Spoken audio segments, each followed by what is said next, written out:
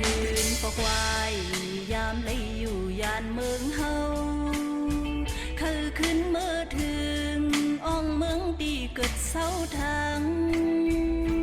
คูกเจอไหลจงเต็มเมื่อเฮาก็เล็กอยู่หือเมื่อเฮาคืนหงเห็นเป็นโอ้ยก็กันกว่าจอมกันเมื่อจอมกันเฮาเกี่ยวลอยเขากัดเล่หมอกก่อนมือลมเย็นเป่ายินเสียงให้กองมองซึ้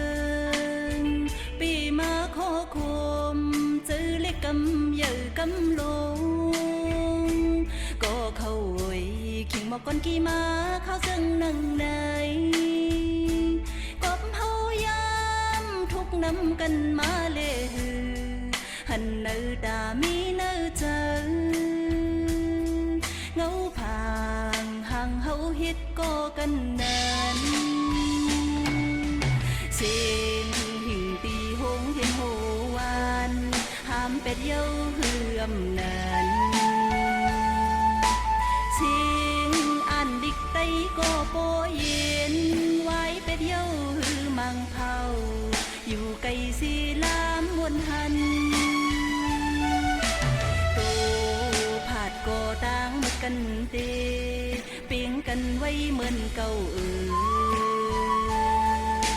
โดนหมอกก่อนมันกี่เปิดทาเจอสู้เฮาหกกันว่า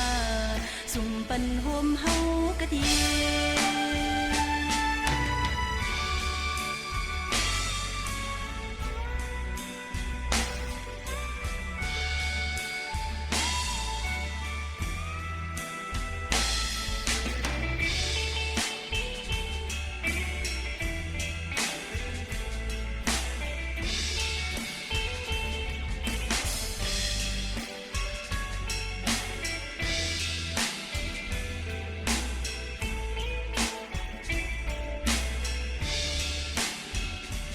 คืนปอกวาย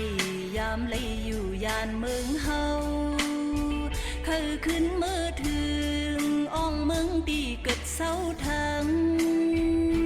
คูกเจอไหลจงเต็ม